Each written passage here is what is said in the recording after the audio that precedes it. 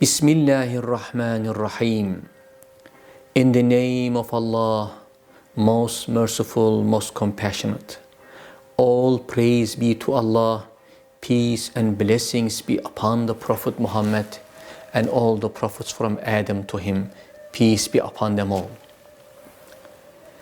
One of the prominent scholars from subcontinent India, Abdullah Dahlavi, once declared that there are three unique books which he says I always keep at hand: the Quran and the Sahih al-Bukhari, the most authentic collections of the hadith, and Masnavi by Muhammad Jalaluddin Rumi.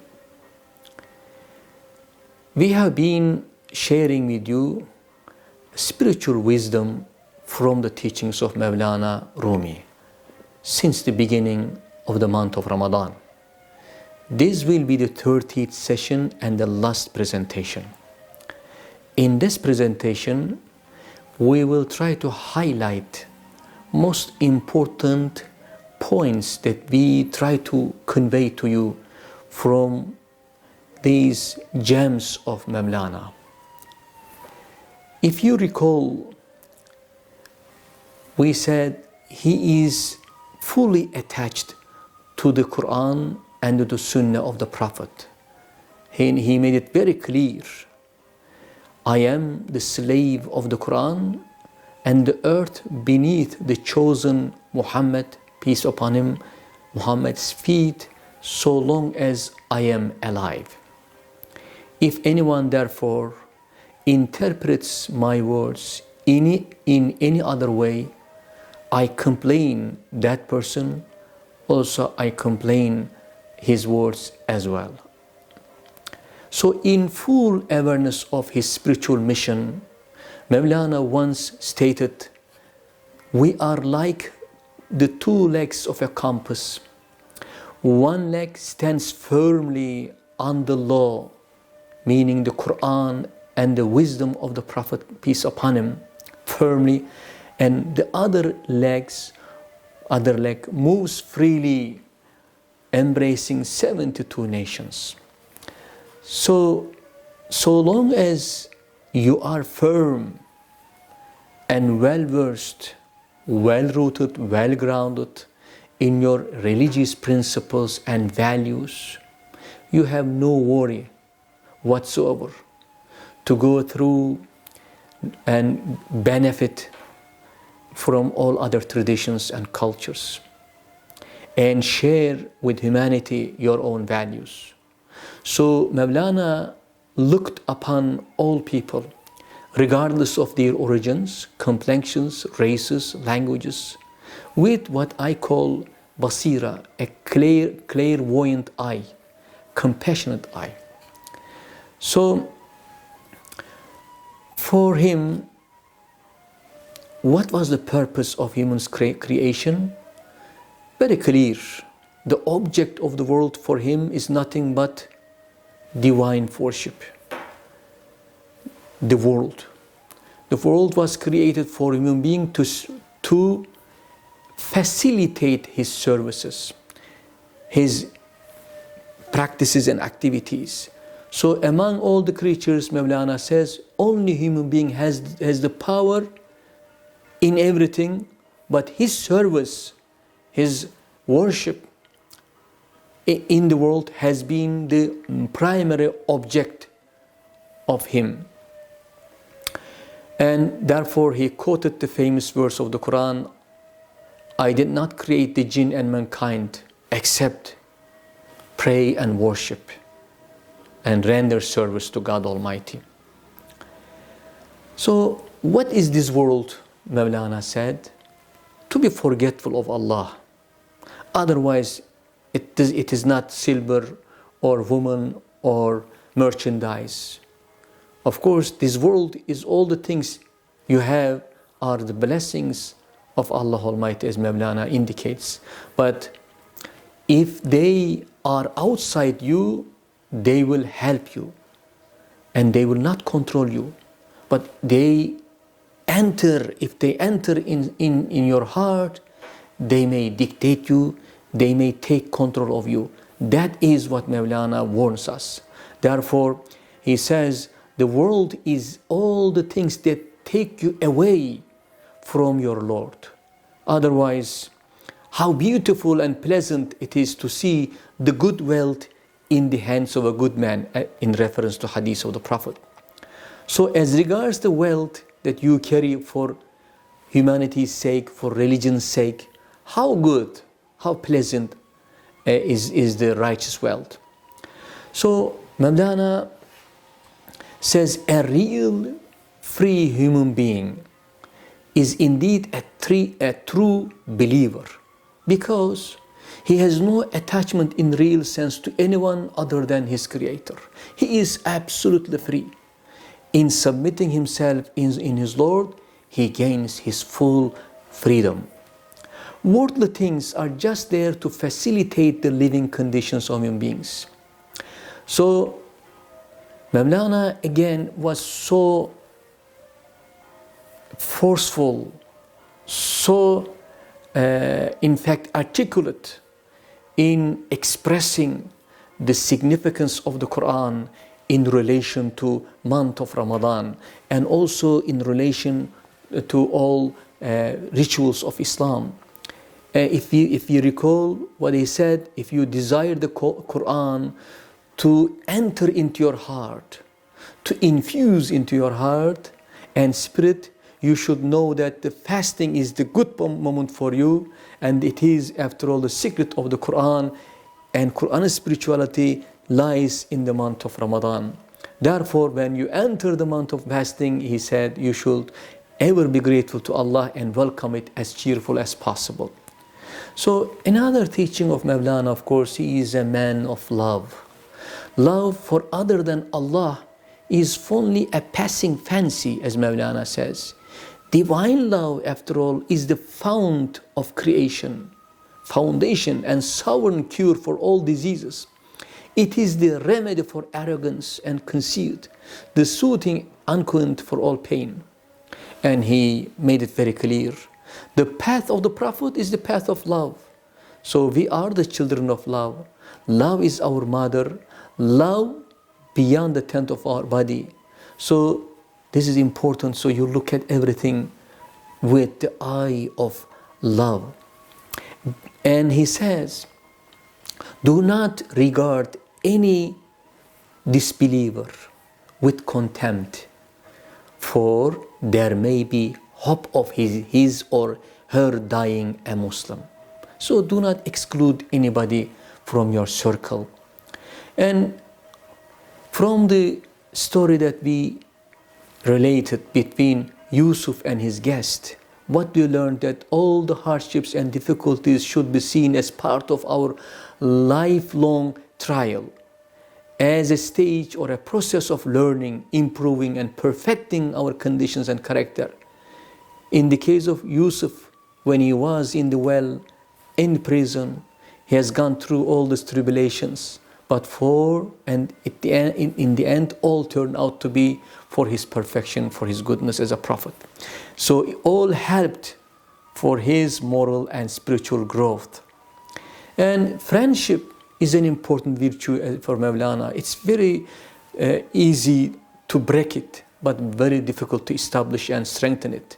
And therefore, like in the case of the story between Yusuf and his guest, giving gifts to one another, that will strengthen your love to one another. And what kind of gift the guest brought to the Yusuf? It was a mirror. Of course, mirror in this case, like the heart of his friend.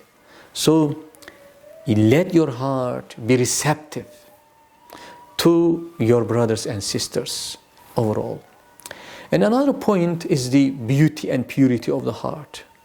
And Mawlana, by relating the story of Yusuf, in fact, he was telling us, when you meet your Lord in the hereafter, يَوْمَ لَا يَنْفَوْ مَالٌ وَلَا بَنُونَ إِلَّا مَنْ أَتَى اللَّهَ بِقَلْبٍ سَلِيمٍ. On the day that neither your wealth nor your children will come to your help, or will be of any help to you, but only the one who comes to Allah with a sound heart. So again, a beauty of the heart is very important in the teaching of Mawlana, and be utilized in the eye of the beholder also. Again, the Prophet has warned concerning the rights of the neighbors. There was an interesting story that we shared with you, and the deaf man had difficulty to conveying his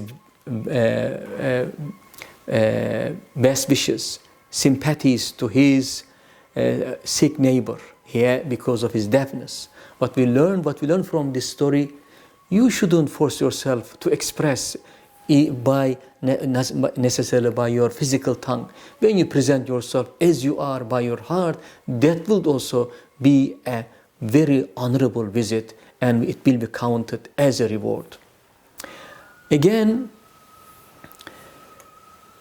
appearance sometimes is misleading, and what is important is you go to the heart and spirit of the things rather than the form. You should concentrate on the meaning of the things. That's in terms of physical appearance, many things are similar, and our organs, sense organs also may mislead us when we make judgment on the basis of our appearances. Mawlana beautifully portrays this. If man were human through his form, Muhammad and Abu Jahl would be the same. But look at the essence of Ahmad. He says the Prophet Muhammad was the savior of Ummah, of his community and the nation, whereas the essence of Abu Jahl was the corrupter of the nation. And so this was important. Again, interpreting the Quran on the basis of one's own personal opinion without a ground, without being equipped with a necessary background, is just like a vision and interpretation of a fly. So it is not only wrong, but also very misleading sometimes. But it doesn't mean that you will not make effort to understand the Quran independently.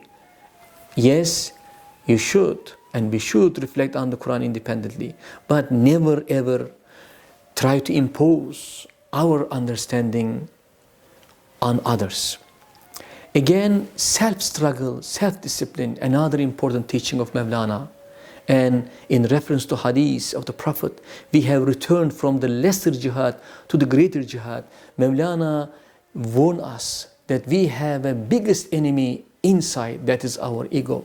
So one has to kill this internal enemy, the carnal soul's selfish desires. And it is not easy, difficult, but it's not unachievable. So this was also another important teaching of Mawlana.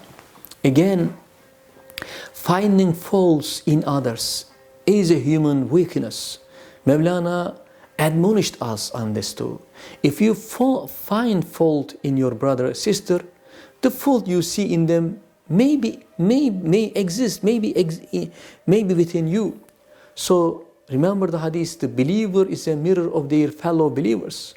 So first get rid of your faults in yourself, because what bothers you in them also bothers you in yourself. And therefore he said, how happy the person is, the one who sees his own fault and takes upon himself before aiming at correcting the others. And our intention is very important. Mawlana says, your worth depends on what you think. Oh brother, you are the same thought. As for the rest, you are flesh and bone. If you think of rose, you are a rose garden. If it is a thorn, I am afraid you are fuel for the stove. Another important, again, message from Mawlana was patience. He says, Allah created hundreds of thousands of elixir, medicine, cures. Human being has not seen an elixir, a cure, a medicine better than patience. So relief, he says, comes into heart from strong faith. Weakness of faith results in despair and torture and torment. So another very significant message that we received from Mawlana is about the prayer and our supplication. prayer is an inward matter. There is no prayer without the heart being present, Mawlana says. Of course, Allah is sufficient, we are the needy ones. Allah ghaniyun, nahnu fakhirun. So the root of the matter is the realization of this fact. We are in need of Him and He is sufficient for us. And the root of the matter is love of Allah, muhabbatullah. And our service is the result of this muhabbatullah. And Mawlana, of course, alludes to this ayah, if you had no supplication to Allah, Allah wouldn't attach any importance to you. You are insignificant in the sight of Allah without the prayer. Again, when you seek from Allah, display your need openly, explicitly. Do not argue like an accursed Iblis, Mawlana says, or devil. Therefore, bring your needs to Him constantly. Never be without His remembrance. For remembrance of Allah is strength, and a strength of your heart and your spirit. Another message that we derived from Mawlana is labor and hard work. He says you can only get what you work for. If you do not work, you will not get anything. What man earns is in fact the result of his efforts. So without effort, don't expect that Allah Almighty will give His favor and blessings to you. He says earning is like sowing grain. What you have not sown is not yours. If you sow wheat, will it produce barley? Again. Then in this context, we should all seek for lawful livelihood, halal food. In all circumstances, Rumi advised his friends to earn his livelihood through legitimate means. He says the morsel that you will put in your mouth will turn into luminosity, perfection, if it is permissible, if it is lawful, if it is halal, if it is earned by lawful earnings. Even he says knowledge and wisdom spring forth from the lawful morsel. Love and tender also comes from the legitimate food and lawful earnings. No despair, always be hopeful, Mawlana urges us. No, do not despair at all. Make yourself cheerful. Call for help to Him, to Allah, who will come to you. After despair, there are many hopes. After darkness, there are many suns, he says. Now come, do not despair. When Allah wills, light arrives instantly from heaven to you. And another important message that Mawlana teaches us is that we have to have a holistic perception of the things around us. Senses are not enough.